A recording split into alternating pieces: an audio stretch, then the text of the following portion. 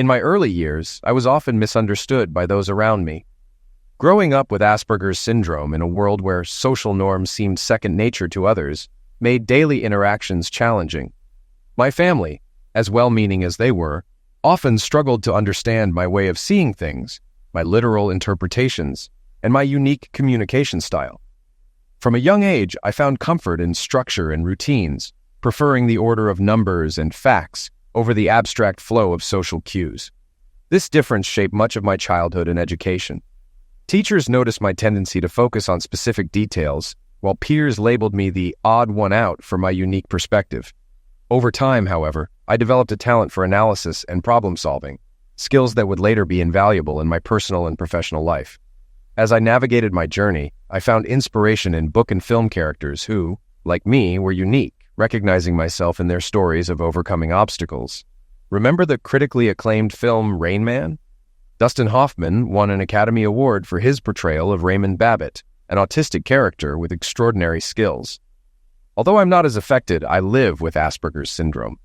For the most part, I blend in, though with my own quirks. Unlike many, I struggle to read unspoken social cues, where others might notice subtle hints, like someone checking their watch to end a conversation. I miss those signals. My world is defined by logic, directness, and an adherence to structure, making social situations especially complex. You know people with Asperger's. We're computer nerds, rocket scientists, quirky programmers. Think of Sheldon from The Big Bang Theory. I'm precise. As a CNN commentator once wrote, "We usually show little expression in our faces or voices. I can't look you in the eyes. I've learned to look at people's mouths or noses. I can't hold a casual conversation for long, but I can give you a lecture on topics like U.S. atomic bomb tests, Pittsburgh steelworkers, Doberman puppies, or medieval society. We excel in school because we follow rules, which makes us good employees if given specific tasks and goals. But overall, we don't make the best managers. Why a whole week off for a funeral? It's just one day," I once told a boss. Maybe your boss wasn't difficult, just an aspie. My parents passed away when I was young, and I was a constant source of surprise and confusion to my grandparents. They had raised 6 children, none of whom spent as much time in the principal's office as I did, mostly due to the questions I raised in class. I'd ask, "If this is anti-bullying week, what was last week?" Or, "In case of fire, why line up from shortest to tallest? Do tall people burn slower? And why is Black History Month in February the shortest month?" Though I was an excellent student and even received a scholarship, my grandfather often muttered, "There's something not right with this boy." I never dated in high school. Unfamiliar with the mind games and mental tricks girls used on teenage boys, I read everything. My grandfather, a practical military man, hired a courtesan for my 18th birthday. I was thrilled, and like any teenager, I arranged regular visits with her when I could afford it. No good deed goes unpunished. This led to my first big novel. I was filling my gas tank near the shopping center before starting my Meals on Wheels route for seniors. Not because I'm a good person, but as part of my scholarship requirement, and I chose it to avoid other employees. Once I started, I found people fascinating. These seniors had survived the Great Depression, fought in wars, and built our country into an economic powerhouse. I loved hearing their stories. From bootlegging to storming Normandy to union struggles, they were my living history books. They loved to share stories with anyone who would listen. One day, as I paid for gas, a young girl ran past, chased by 2 guys, a big one and a smaller one, a Mutt and Jeff pair. They circled my car several times, which was still parked at the pump. Suddenly, the girl jumped into my car and locked the doors. Mutt and Jeff banged on the hood and roof, yelling at her. The store clerk was calling emergency when I walked over. "Hey, you two," I said to the men who were still yelling at the trapped girl, denting my car. "Back away from my car." The smaller man, whom I mentally called Mutt, looked at me. "This your car?" he asked authoritatively. When I didn't answer, Mutt continued. "Open it, idiot, so we can get this girl." "Not a chance," I replied. "We'll wait for the police. They're already on the way. I need a report for insurance. Plus, you both owe me for the damage. This was my grandmother's car, and she kept it pristine. I washed it every Saturday at 5 p.m. with premium mother's wax." "Shut up, idiot," Jeff snapped, adding, "The cops are already here, so unlock this junk." I looked at Mutt and Jeff. They had no uniforms, no visible badges. "Could I see some ID or a badge, please?" Mutt stepped closer. "We don't have time for this," he muttered to Jeff, then grabbed my arm, trying to twist it painfully. Here's where I need to add a little context.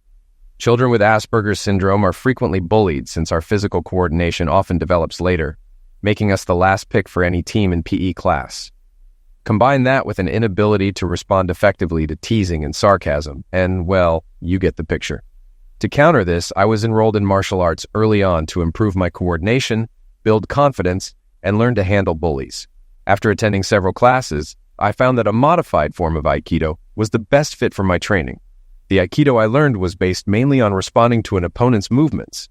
I was taught not to react until someone made physical contact, a rule that suited my Asperger's black and white view of the world.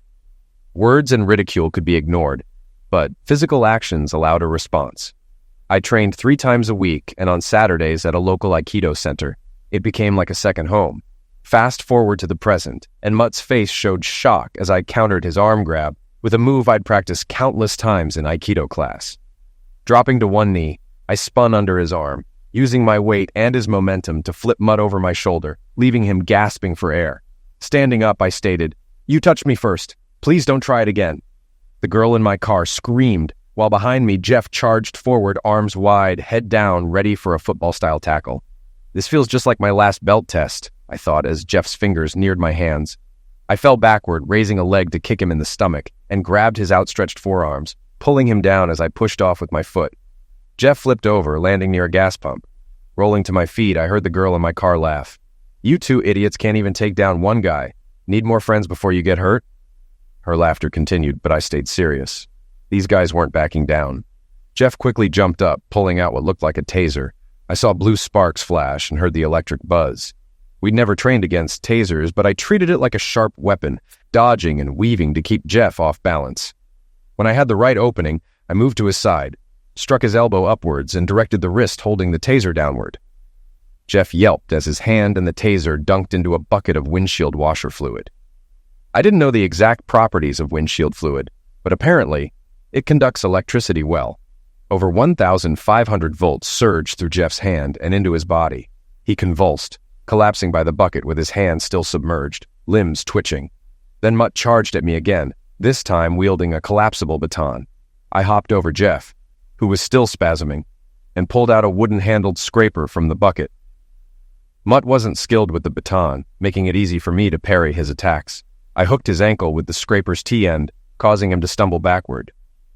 The girl in my car laughed again, but her laughter stopped when Mutt lifted his pant leg to reveal an ankle holster. He pulled out a .38 caliber pistol, aiming it at me. "Stop, idiot," he barked. "I'm serious." In Aikido, we train to defend against different weapons. The advice was, run from a knife, rush a tool. A knife can't injure you from a distance, but a tool can. So, I advanced toward Mutt, crouching low. 2 shots fired, and the back window of my car shattered, the girl inside screaming. Mutt looked stunned as I closed in, disarmed him, and had him on the ground just as 2 patrol cars pulled up, lights flashing. Officers leapt out, tools drawn, ordering me to drop my weapon. I released the pistol and raised my hands, but Mutt seized the moment to kick me in the head, and everything went dark. I'll spare you the details, but I spent over 24 hours in a jail cell after Mutt and Jeff handcuffed me to a chair and knocked me severely. It wasn't like in the movies. They didn't let me make a phone call or tell me you have the right to remain silent, as you see in police shows.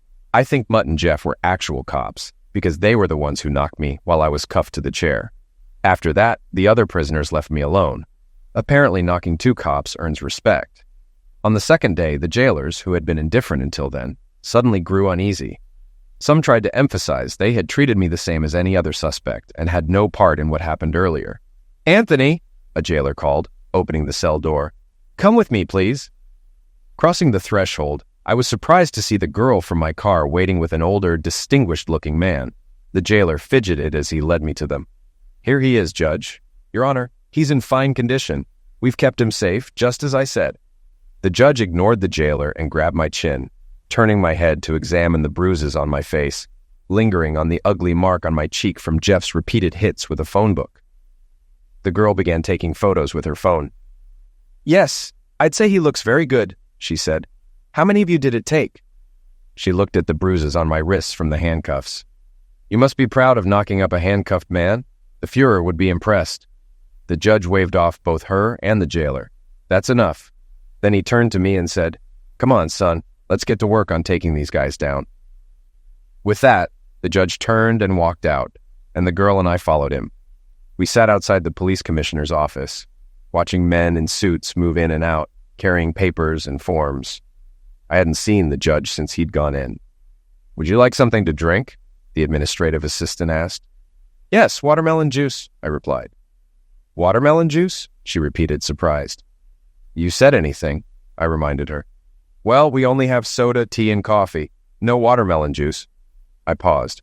"So when you said anything, you didn't really mean it? Only soda, tea, and coffee? That's misleading." The girl stepped in confidently. "We'll both have a soda. Any kind. Thanks." She nudged me toward a chair. "Relax, dude." "Are you an idiot or something?" I shot back. She raised an eyebrow. "I may not know what an idiot is, but I was just helping this lady be clearer. That's how wars got started back in 1607. "Wow, you're clueless," I interrupted, smirking. "But kind of cute. Now shut up. Don't you want to know what happened after the cops showed up at the gas station?" "I assume you're going to tell me," she replied, unfazed. "Isn't that why you're here at the police station?" She rolled her eyes, then extended a hand. "Anyway, I'm Dawn." I pointed to her ID sticker. "But your badge says New Dawn." "Technically, yes," she sighed. "My parents were into crystal energy, so they named me New Dawn. But you can just call me Dawn." "Fine.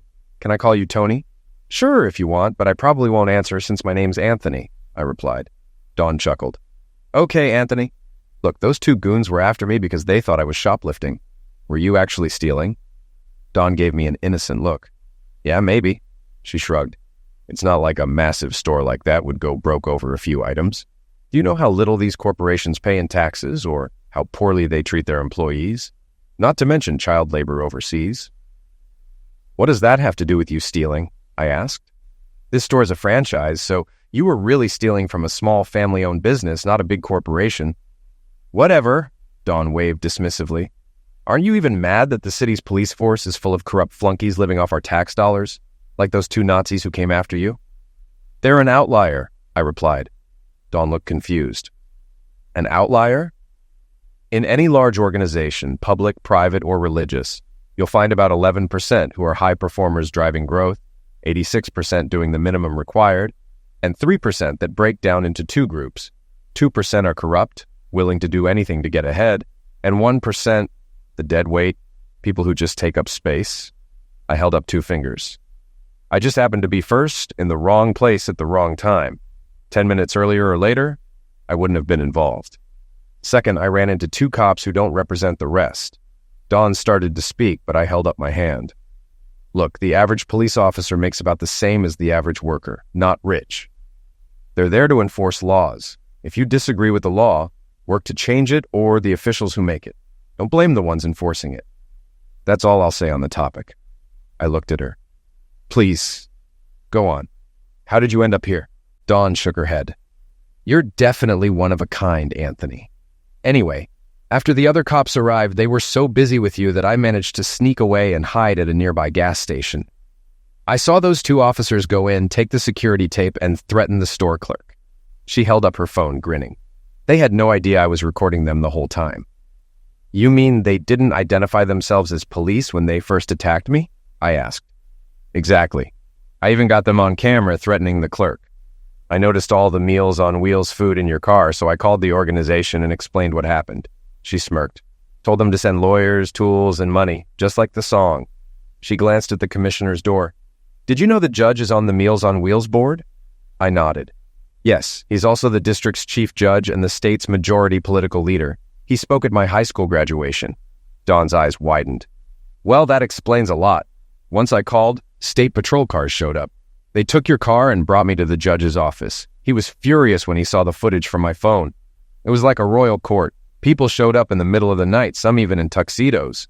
Then he called in more top officials, all to get you out." Dawn gently touched the bruise on my cheek. "Those two cops planned to lose you in the system, delay the paperwork until your bruises healed. Then it would be their word against yours. Not to mention the false charges they'd filed, resisting arrest, attack, possession of pills, the whole 9 yards. They even planted meth in your car." At that moment, the commissioner's assistant reappeared and motioned to me. "Anthony, His Honor will see you now."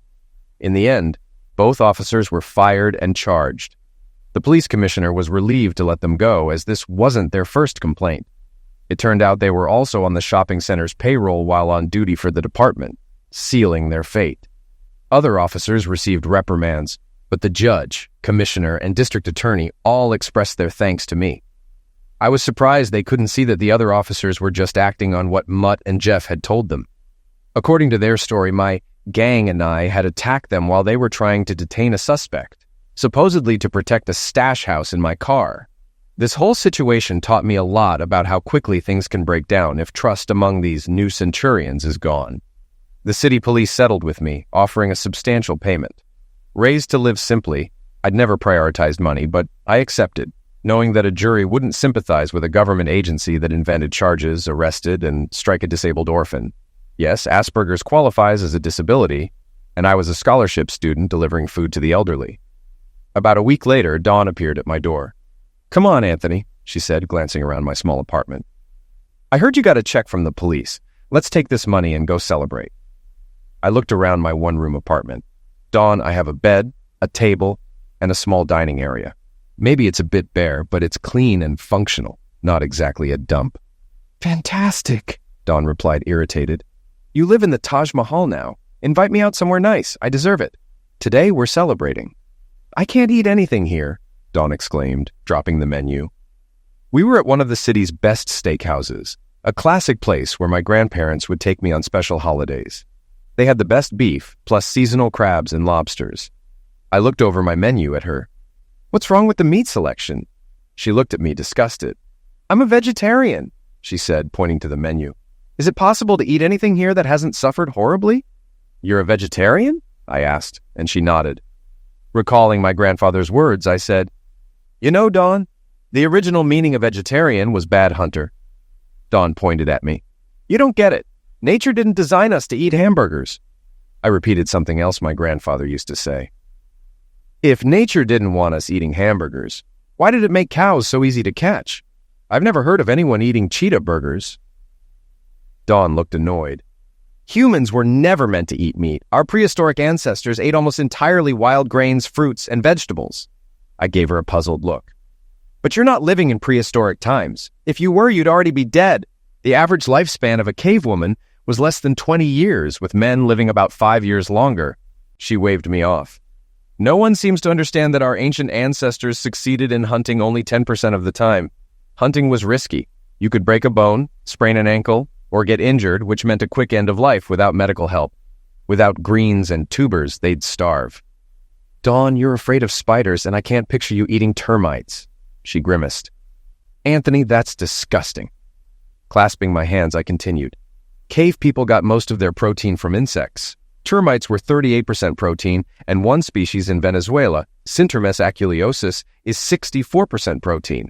Termites are also rich in iron, calcium, and essential fatty acids." Dawn shook her head, waving the menu. "People need to return to natural basics, not this industrial farming mess." Setting down my menu, I said, "So we shouldn't use penicillin or antibiotics, perform surgeries without anesthetics, go back to when childbirth was the leading cause of end-of-life for women?" "No," Dawn said, "but we should be more self-sufficient." She gestured to the other diners. "I just worry about what everyone eats." I tried to understand her point, but she seemed so firm. "Dawn, being worried about what others eat is like getting angry at someone eating a donut while you're on a diet." Dawn laughed, tossed the menu aside, and said, "I'll get a salad, but dessert's on me. At your place?" "Sure," I said, flipping through the menu to show her pictures of desserts. "Today's dessert is homemade key lime pie with whipped cream. Can't think of anything better." "Okay, fine," she said, smirking. "Your dessert idea might just knock key lime pie." It only made sense that if Dawn was my girlfriend, she should live with me. But we couldn't share my small apartment, so I bought a larger place. The settlement from the police made it possible. Money was never my focus, but Dawn seemed to appreciate the things it could provide. I was studying math and accounting. I loved math, but my grandfather had said I needed a practical career, and accountants are always in demand. I never knew exactly what Dawn studied in college. She was always attending rallies and protests on campus, whether for gays for metric native idiot rights, or stop animal testing of rubbers. I didn't follow them, but Dawn was passionate about every march and demonstration, and if it made her happy, that made me happy too. Determined to impress Dawn in bed, I dove into research on women's pleasure, reading articles, watching videos, and even interviewing a friend in the escort business. Purely informational. I'm a committed boyfriend now. Wow, Dawn said, blushing and falling back onto the bed. Where'd you get this idea? I put the toy back in the drawer and explained. A clerk at the Pleasure Palace recommended it. Even gave me a demonstration in the back. It's one of the top-rated ones. Dawn stared at me, then burst out laughing. You're probably the only guy who'd honestly call watching strangers' pleasure research. And I actually believe you. Dawn got pregnant, which threw me off. Not because of the baby itself, but because it disrupted my idea of an ideal relationship path. Dating, living together, marriage, then kids. It took 2 weeks to convince her, but she finally agreed, and we headed to the courthouse. That year was incredible for me. Dawn became my wife, and our daughter was born. With our daughter's arrival, Dawn and I had our first serious disagreement. She wanted a home birth. Anthony, I want her born here, in a place of love, next to where she'll sleep and eat, she argued. Dawn, you don't even like cooking, but you want to give birth in the kitchen? I replied, trying to stay rational. Our daughter's presence filled me with purpose, and I threw myself into learning about parenting. I consulted child psychologists and read everything I could. Dawn, however, grew tired of my constant suggestions, so I took on most of the parenting. She wasn't uninvolved, but she left the day-to-day things like zoo trips and concerts to me while staying active on campus. Years flew by. After earning my doctorate, I got recruited by a top hedge fund on Wall Street. They were looking for geniuses who could make 2 + 2 = 5. I enjoyed the work, a giant 3D puzzle where we could turn 2 + 2 into 9 under certain accounting tricks. Though the pay was high, money never motivated me. The thrill of solving complex problems did.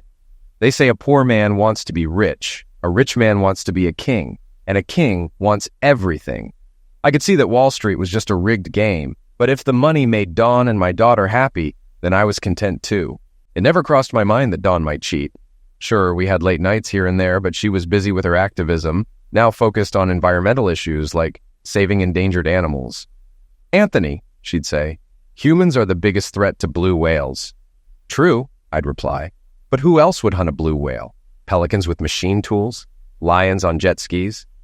Then there was her approach to climate change. Dawn, I asked one day, don't you think it's odd to drive a Cadillac Escalade to a Save the Planet rally? She looked at me unfazed. It's a hybrid, very economical. The engine even shuts off when I'm stopped. I couldn't help but joke. My grandfather's car did that too. They called it stalling. Anthony, this is about reducing our carbon footprint, she insisted. I pulled up some facts on my laptop. That Escalade's carbon footprint, just from production alone, is massive. She threw her hands up. What should I drive then? A Volkswagen Jetta? It's safe, and the diesel version has better mileage than your SUV, I pointed out. But Dawn's spending never stopped. She'd come home with expensive designer dresses, always saying, it looks so much better on. I thought, on fire, but kept it to myself. When our son was born, I was thrilled. He and his sister were both overjoyed. But then the housing bubble burst, and Dawn's lifestyle took a hit. Like most Americans, we didn't get any government help. Just the too-big-to-fail corporations did. We moved south, where I found work at a small bank. My salary dropped significantly, and our house was suddenly worth less than our mortgage. We left behind European trips, private schools, luxury cars, and even Starbucks. I was proud of how well the kids adapted. My daughter loved public school, and my son enjoyed having a big yard. Life at the small bank was easier, and the people were kind. But it was clear Dawn was unhappy. I hadn't realized how unhappy she was until I found her in our bedroom, packing a suitcase, 8 months after we'd moved. Dawn, I said, trying to keep my tone light. Looks like you're going on a trip. I can't get a week off until I've worked a full year at the bank. Without pausing, Dawn pulled out another suitcase. I'm heading to Manhattan to support the Occupy Wall Street protest. I blinked. Dawn, we can't just leave right now. It's the middle of the school year, and I've just finished probation at work. Plus, we're tight on money. She kept folding clothes, unfazed. I don't care. Occupy Wall Street needs me. I'll only be gone a few weeks. But we need you here, I countered, desperation creeping into my voice. What about the kids? Dawn shot me a dismissive look. Don't be such a child, Anthony. Our daughter can handle herself after school. And Janet from the bank has a nanny who can watch both her child and our son until you're home. Dawn, you're not a soldier, and Occupy Wall Street isn't a war, I argued, trying to appeal to reason. She waved me off. Anthony, they need me. It's my calling. I took a deep breath, trying a different tack. Dawn, you're not going to lead a crowd. Studies show that group identity just activates pleasure centers, making people stop thinking critically. She snapped her suitcase shut, her expression hardening. Stop arguing, Anthony. You won't win this. I met her gaze, my voice low. Any spouse can win if they're willing to go far enough. That's called divorce. Her face softened, surprised. We're not going to be part of the 50% that end in divorce. Maybe not, I replied quietly. But the other 50% end until death do us part. Dawn glanced down at the suitcase, hesitating. Your car's tires won't even make it to New York. I was planning to replace them next paycheck, I pointed out. She shook her head, lifting her bags. I'm not taking the car. I found a ride with someone I met online. I looked at her, incredulous. And how exactly will you pay him? We barely have enough as it is. She shrugged. We'll work something out.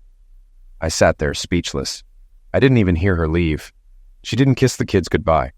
When they asked, I told them she was at a rally up north, not sure when she'd be back. Soon the media picked up the story of a banker's wife joining Occupy Wall Street, dubbing her Aku Mama. Even in our small town, it stirred things up. Dad, my son asked. What's how? Son, How is a garden tool like a rake? I answered, keeping it simple. My son looked confused. Then why are kids at school saying mom's a garden rake? My daughter came in. They mean hoe, like a promiscuous. My son looked to me. Dad, what's a hoe? And why are they calling mom that? Your mom's not a promiscuous, and that's a bad word, I said, sending him outside to play. After my son left, my daughter sat down, visibly upset. Dad, you have to do something about mom.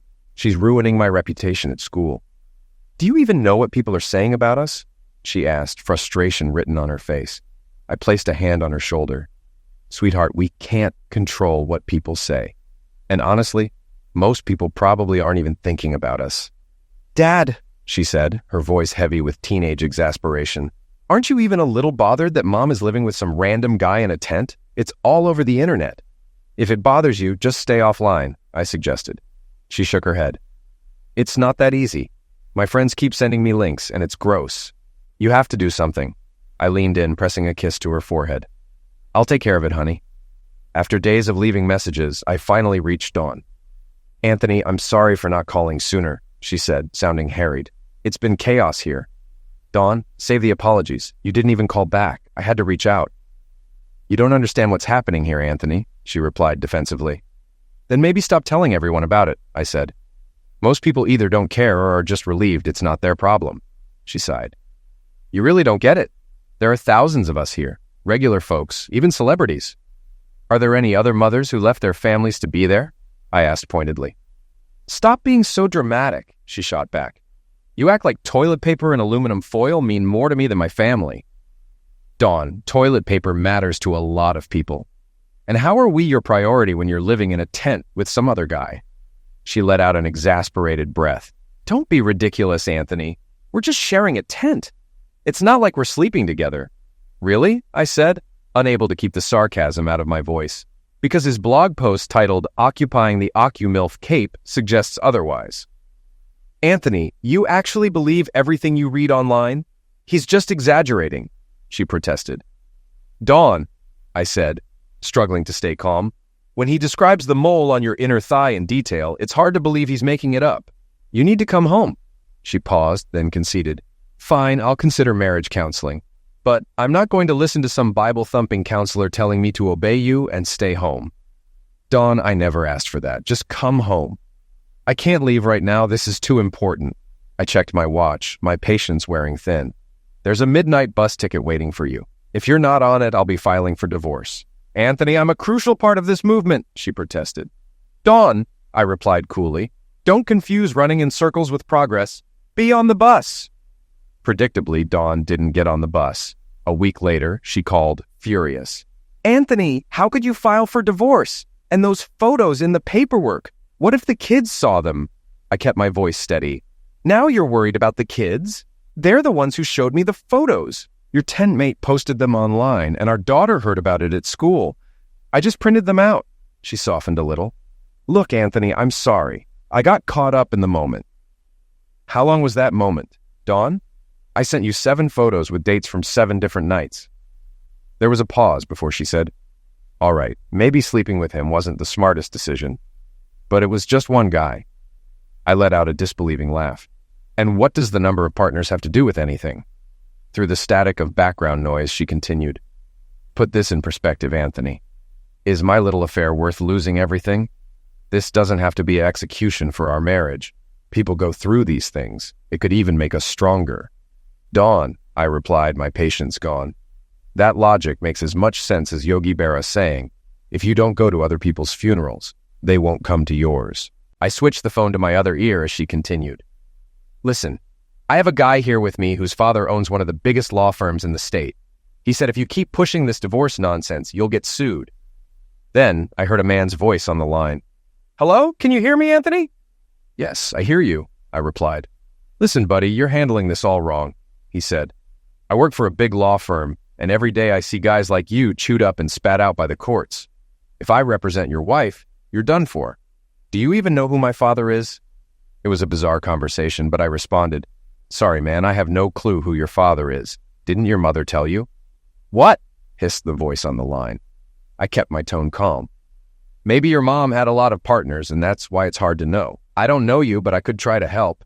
Do you have any specific traits, like African-American, Hispanic, or Asian?"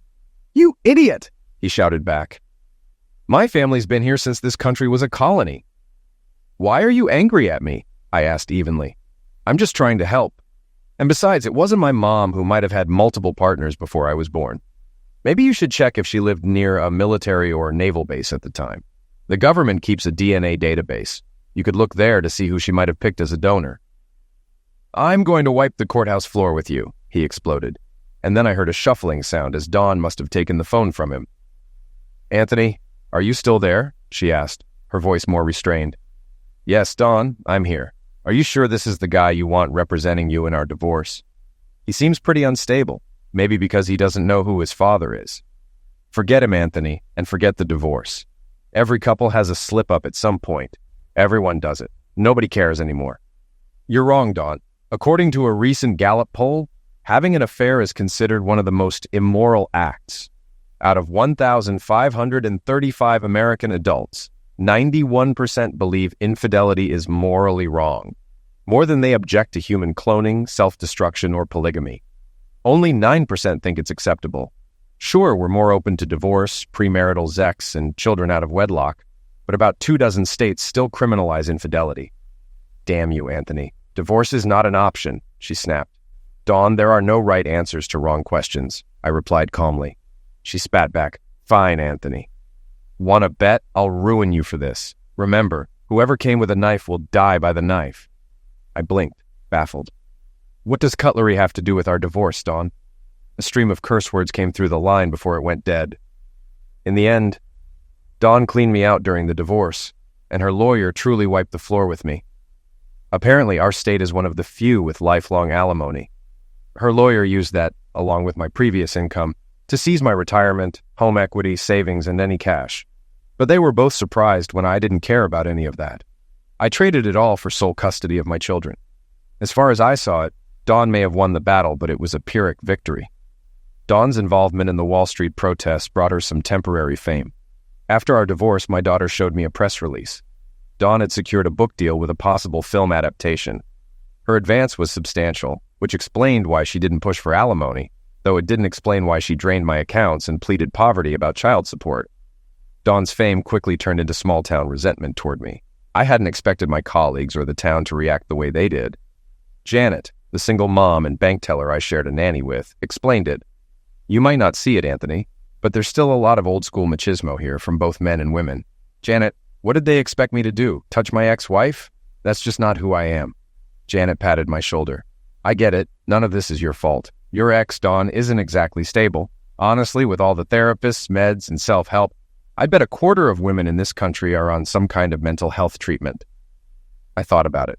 "Wow, Janet, that means 75% of women are walking around with untreated mental illness." For some reason, Janet smacked my shoulder hard, muttering something about how we're all alike. Rubbing my shoulder, I continued, "I really don't care what people think, except what does my personal life have to do with my job? We're in a bank, Anthony.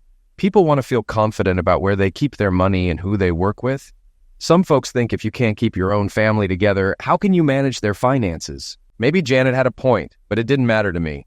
My job was just a means to support my family. But as a result, several clients refused to work with me, and my manager bluntly told me that they didn't want weak people affecting business.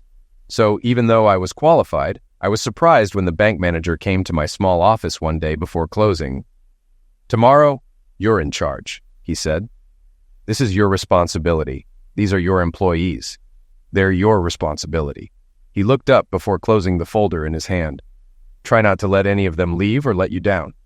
The next morning, an elderly guard let me in. I greeted my team as they arrived, and after a quick check around, I stepped into the men's room. When I came back out, I was stunned. 2 men in ski masks were in the lobby, with my employees lined up against the wall. Some were visibly shaking, and one woman had a large stain on her pants. One of the men held a tool to the head of the elderly guard. The other, holding what looked like an explosive device, yelled, "Are you the damn manager?" "Yes, I'm acting manager this morning," I replied, trying to recall the procedures for a robbery. "I assume you're here to take bank funds. Otherwise, you'll need to come back during regular hours when our full-time manager is here." The man grabbed me by my tie, yanking me toward him, shaking the bomb in my face.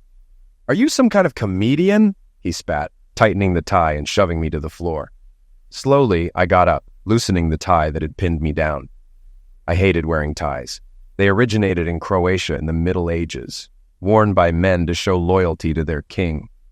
Why we still wore them now was beyond me. The robber yanked Janet out of the cashier line, wrapping an arm around her waist and holding the bomb close to her head. It looked like a grenade, though I couldn't tell if it was real or a fake. "Manager a hole," he shouted. "Are you listening? Give me all the money in the bank right now or I'll blow her head off." "Of course," I said, gesturing toward the storage room. "We haven't transferred the cash from storage yet, so it's all still there." "Then let's go," he ordered, pushing Janet forward. She stumbled, falling to the floor as he directed me to the back of the bank. We all ended up in the vault, just behind the safes, in a closed room with a barred door. The toolman left with a paper bag full of cash, while the bomber stayed at the vault door, blocking our exit. I could hear my employees' quiet sobs behind me. Once the first robber was clear, the bomber lifted the grenade with a smirk, then tossed it into the storage room. "Bye, suckers," he sneered before running off. I'd heard people say that time slows down in moments like this, but I'd never believed it. Time is constant. It doesn't speed up or slow down. Yet despite Einstein's theory, I experienced time dilation firsthand. In slow motion, the grenade rolled toward Janet's feet. I heard a cashier scream and saw another employee faint, falling slowly to the ground. "This is your responsibility. These are your employees. You are responsible for them." Those words flashed through my mind as I dropped to my knees and lunged for the grenade, shoving Janet aside. I felt like I was moving through syrup, my hands appearing enormous like baseball mitts as I finally grabbed the grenade. I sprinted toward the vault exit, feeling as if I were running through quicksand. After what seemed like an eternity, I reached the door and kicked it open, pulling it shut behind me. I knew that the century-old, cold-rolled steel vault door would protect everyone inside from the blast. Unfortunately, the door to the deposit room was shut, blocking my escape route. I noticed the display safe we used for demonstrations sitting open on the counter. Quickly, I shoved the grenade into the display safe and slammed it shut. Holding it with my left hand, I turned and wedged it into the open space in the wall among the bank's other safes. Suddenly, the world erupted into a blinding white light, and I was flung backward over the counter. When my vision cleared, a ringing filled my ears. Like thousands of bees were swarming around me. I realized I must be sitting on the ground because I saw Janet kneeling in front of me. Her lips moved, but I couldn't hear anything. She reached out, loosened my tie, and wrapped it around my left arm. Looking up, I noticed a jagged hole where I'd placed the grenade. More employees gathered around, though I still couldn't hear them. I tried to stand, but my body felt like it weighed a ton. Janet gestured for me to stay down. Then she began unbuttoning her blouse. I briefly admired her firm C-cup chest in a white bra before she wrapped the blouse around my head. Her perfume filled my nose, a welcome change from the dust. I was trying to place the scent when I drifted into unconsciousness. When I woke, I realized I was in a hospital bed. My left arm and leg were both heavily bandaged. A man in a white coat stood beside me, jotting notes on a chart. "Welcome back, Rambo," he greeted me casually without even looking up. "I pulled a lot of fragments from your face and scalp, but it'll heal fine," he grinned. "Everything should be back to normal. Besides, chicks dig scars." He pointed his pen at me. You also lost a couple of fingers and a thumb. The good news is the thumb's root was intact, so I reattached it. With rehab, you should regain about 80 to 85% mobility in that arm. He looked me over. But I doubt you'll be playing the piano at Carnegie Hall. Confused, I replied, Doc, I've never even played the piano, let alone at Carnegie Hall. He just shook his head. Someone used your tie to stop the bleeding. Quick thinking, probably saved your life. With that, he hung my chart on the wall and walked out. I sensed movement on the other side of the bed and turned to see the bank manager standing there. Anthony, you're one crazy son of a tool, he said, shaking his head. I'd never have guessed you had it in you. The security footage caught the whole thing. It's like something out of a Bruce Willis movie. Running a hand over his thinning hair, he continued, We're all really proud of you, and, well, sorry about the way things went down before. What with the divorce and all. After an awkward pause, he clapped his hands. Of course, you're not the only one we're proud of. He pointed behind him and I saw Janet sitting nearby. The bank manager went on. Janet slipped a couple of dye packs into the robber's bag. They didn't notice, and when the packs went off, dye covered them and their windshield. They lost control and crashed right into Creme Time Donut Shop. He chuckled. Almost every cop in the county was there and they were promptly arrested. I'd tried to smile, but my face wouldn't cooperate. The manager looked over at Janet. Janet, I have to get back to the grind. You'll keep an eye on Anthony, won't you? Grabbing my shoulder, he added, Take as much time as you need, Anthony. We've got you covered. We're all proud of you. After he left, Janet moved closer with a half smile. Your kids are with mine and the nanny. Don't worry, they're having a blast, enjoying the fame of being the children of a local hero. She closed the door and came back to my bed, her half smile turning into a grin. Die Hard, huh? More like Dumb and Dumber. She pointed at me, amused. By the way, that was a flashbang, not a real grenade. In that moment, it all clicked. A standard M84 grenade, about 300 grams with a mix of magnesium and ammonium oxides. I shook my head, realizing. Janet shook hers too. If you hadn't gone full action hero, we'd have just ended up with a little ringing in our ears. I looked at my bandaged hand. True, I said softly. Putting it in the safe deposit box turned a harmless flashbang into an actual threat. I knew I hadn't meant to put anyone in danger, but I still felt foolish. I'm sorry, Janet. I didn't mean for things to go that way. She smiled. Forget about the bank. This is the best publicity they've had in years. Leaning down, she kissed me. Besides, you're my hero. I don't just take my top off for anyone. Janet wiped her lipstick from my lips. You deserve to make people regret how they treated you. I still have friends in the sheriff's department, and everyone believes you saved us from a real bomb. They won't confirm it wasn't, but they won't deny it either. I pointed at her with my good hand. But Janet, once this goes to court, the truth will come out, she laughed. Those two idiots already accepted a plea deal. They'll never admit it was a flashbang. Their reputation in prison is better if people think they were big-time criminals, she winked. You might even get to be Grand Marshal in this year's city parade. I shrugged. It didn't feel fair, but I didn't mind. Janet squeezed my thigh. Besides, you owe me a blouse, and the bank owes you a reward, and I plan on collecting. I never did get around to buying her that blouse. She even refused my offer to split the reward. My kids spent almost all their time at her place during my hospital stay, and she wouldn't accept a penny for expenses. Put it all away, Anthony, she said firmly when I tried to hand her some cash. 2 boys keep each other entertained, and your daughter is the girl I always wanted. I knew better than to argue, but I was already mentally figuring out how to set up a college fund for Janet's kids. As we rounded the corner to her house, I was surprised to see a stretch limo parked out front, and even more surprised to see my ex-wife, Dawn, standing on the porch with another woman. Janet muttered, "Looks like a village is missing its idiot." After helping me out of the car, Dawn rushed over. "Oh my God," she gasped, holding her arms open. "I came as soon as I heard. I barely managed to arrange a plane and limo." She hugged me tightly, but I barely responded. When she pulled back, I caught a flicker in her eyes as she looked me over. I knew I'd put on some weight, but unlike most divorced men, I hadn't thrown myself into an intense fitness routine. My job and lifestyle had left me a bit soft around the edges. "Well, Anthony," she said, gesturing to my stomach, "don't worry. I have a new diet plan to get you back in shape." I wasn't interested. The diet industry sells products with a 98% failure rate. Most people regain the weight within 5 years. I shrugged. Besides, I'm already in fighting shape. I'm too heavy to run away from a fight. Dawn laughed awkwardly. Very funny.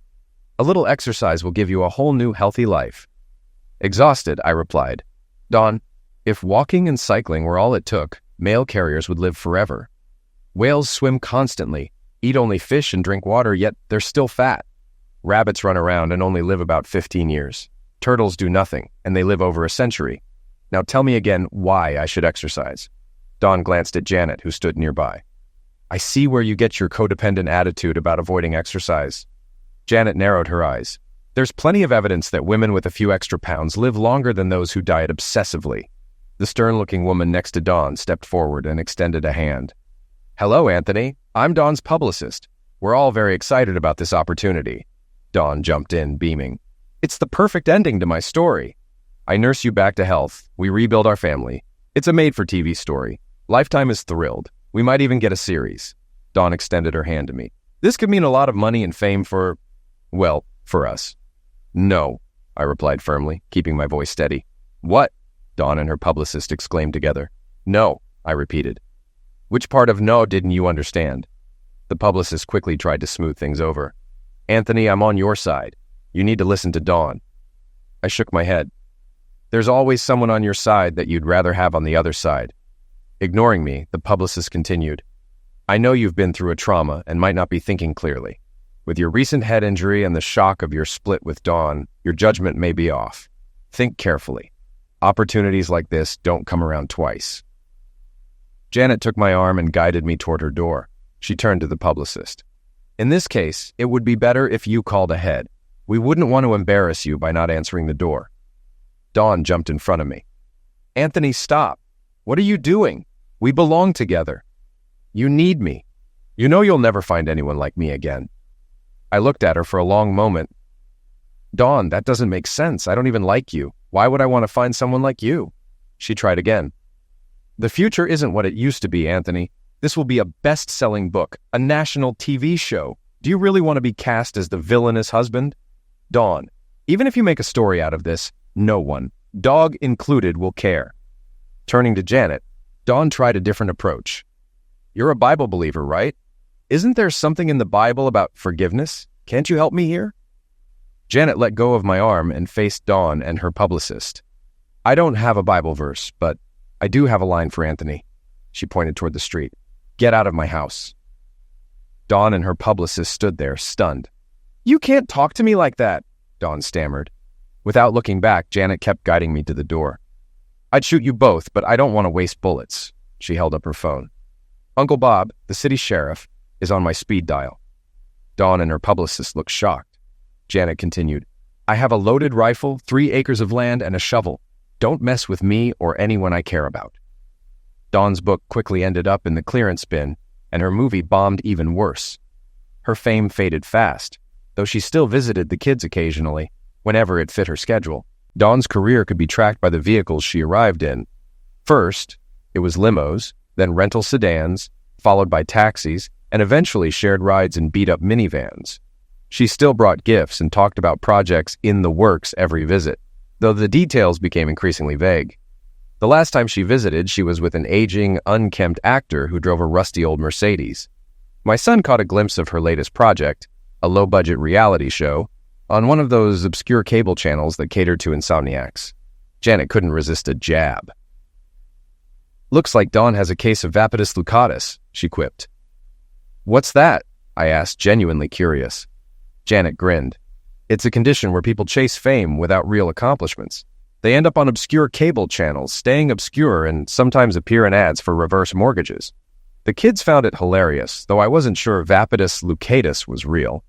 Still, Janet's dry humor brought us all a good laugh. Over time, Janet and I grew closer. I was pleasantly surprised to meet her brother and discover he was also on the spectrum, which explained her understanding and patience. Eventually, we began dating. It felt like the natural next step. We had a lot in common, and merging our families allowed us to live comfortably. My kids adored Janet, and so did I. One day, I was even asked to ride on the main float in the town's Founders' Day parade. Reflecting on everything, I realized an important truth. People often think you need money to be rich, but true wealth isn't about money. It's about who you have in your life, not what you own. Reflecting on those years, I find myself grateful for the unexpected twists that define my life. From a rocky childhood of misunderstood intentions to a series of intense, often surreal encounters, each challenge brought its own lessons. In my earlier years, I had always felt separate, as if I were navigating a world that rarely fit my understanding. Yet through each encounter, from confrontations in the bank to standoffs in personal relationships, I've come to appreciate the strength and resilience that come with living authentically, Asperger's quirks and all. After the chaos, there was Janet. Her steady presence grounded me, bringing warmth and acceptance I never anticipated. The calm after the storm, she reminded me that genuine connections are possible, even for someone like me who has always viewed the world a bit differently. We shared more than laughs. She understood my struggles and saw beyond my straightforward, literal responses, connecting with the deeper, compassionate side I rarely allowed others to see. Her patience and humor didn't just brighten my life. They became a lifeline as I rebuilt. The kids, too, became a source of pride and purpose. Watching them thrive reminded me of the value in every little moment, the subtle joys often overlooked. We built a routine in a new town, where life felt simpler, more genuine. With each passing day, I saw my role as their father not merely as a duty, but as a privilege, an opportunity to help them find the balance between logic and emotion, between stability and spontaneity, that took me decades to uncover. Now life is far from perfect, but it is richer than I ever imagined. I find joy in the everyday, small conversations, family dinners, even the occasional parade float in a town that has come to see me as one of its own. Money and fame, once tempting goals, have little appeal. True wealth, I've realized, is woven from the love and acceptance of those who stay by your side through the ups and downs, the ones who see your unique path and choose to walk alongside you.